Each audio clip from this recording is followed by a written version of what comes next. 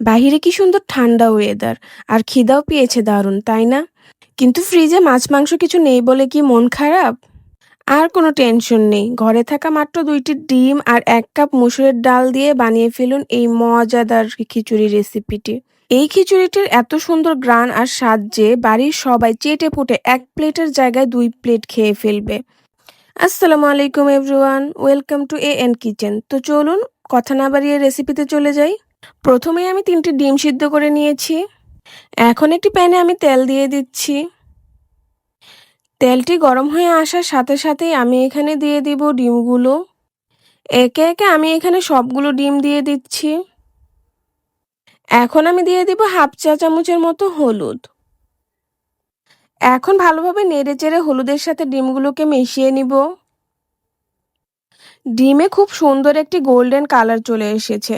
আমি কিন্তু ডিমগুলোকে এর থেকে বেশি আর ভাজবো না। এই তো আমার ডিমগুলো হয়ে গেছে, এখন আমি ডিমগুলোকে তুলে নিচ্ছি। এখন আমি ওই তেলেই দিয়ে দিচ্ছি কিউব করে রাখা আলু। আমি আলুর সাইজগুলো একটু বড় করে কেটে নিয়েছি, আপনারা আপনাদের সুবিধা মতো ছোট বা বড় করে কেটে নিতে পারেন। আলুগুলোকে আমি ভালোভাবে লাল হয়ে আসা পর্যন্ত ভেজে নিব। এই তো আমার আলুগুলো ভাজা হয়ে গেছে, এখন আমি একে একে করে আলুগুলোকে তুলে নিব। এখন আমি ওই তেলে দিয়ে দিচ্ছি 2টি তেজপাতা।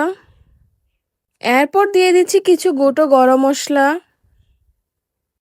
এখন আমি মশলাগুলোকে ভালোভাবে ভেজে নিব।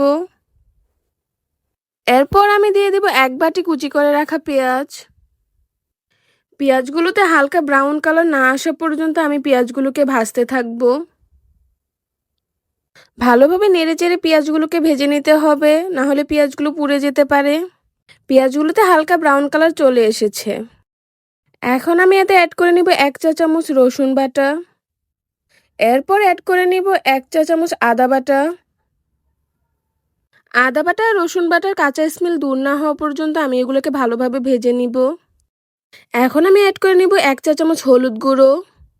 এরপর আমি অ্যাড করে নিব 2 চা চামচ মরিচ গুঁড়ো।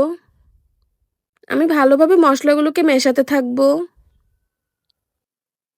এরপর আমি অ্যাড করে নিব পরিমাণ মতো লবণ, আপনারা আপনাদের স্বাদ অনুযায়ী লবণ দিয়ে দিবেন। এরপর আমি অ্যাড করে নিব জিরা গুঁড়ো। এখন আমি মশলাগুলোকে ভালোভাবে মিশিয়ে নিব। এরপর আমি পানি দিয়ে মশলাগুলোকে কষিয়ে নিব। মশলাটা যখন কষানো হয়ে যাবে, এতে তেল উঠে আসবে, তখন আমি ভেজে রাখা আলুগুলো মশলাগুলোতে দিয়ে দিব। এখন আমি মশলাগুলোর সাথে আলুগুলোকে ভালোভাবে মিশিয়ে নিব। এরপর আমি এখানে দিয়ে দিব ধুয়ে রাখা চাল আর ডাল। চাল আর ডালের সাথে আমি এখানে ভালোভাবে মশলাগুলোকে মিশিয়ে নিব। আমি কিন্তু এখানে ভাতের চাল নিয়েছি, আপনারা চাইলে পোলাওয়ের চালও নিতে পারেন। চালগুলোকে আমি খুব ভালোভাবে ভেজে নিব, যেন এখানে কোনো প্রকার পানি না থাকে। এখন আমি এর সাথে পানি অ্যাড করে নিব। মনে রাখতে হবে 1 কাপ চালের জন্য 2 কাপ পরিমাণ পানি লাগবে। পানি দেওয়ার পর আমি একটা ঢাকনা দিয়ে ঢেকে দেব এবং চুলার ফ্লেমটাকে হাই করে আমি পানিটাকে ফুটিয়ে নেব। বলক চলে আসার পর বারবার ঢাকনা তুলে নেড়েচেড়ে নিতে হবে, যেন চালগুলো নিচে লেগে না যায়। কিছুক্ষণ পর পর এভাবে নেড়েচেড়ে দেখে নিতে হবে চালগুলো নিচে লেগে যাচ্ছে কিনা। পানি শুকিয়ে আসার পর আমি এখানে অ্যাড করে নিব 1 টেবিল চামচ সরিষার তেল। এটা আমি ফ্লেভারের জন্য অ্যাড করে নিচ্ছি, আপনারা চাইলে ঘিও অ্যাড করতে পারেন। এখন আমি দিয়ে দিচ্ছি 3টি পরিমাণ কাঁচামরিচ।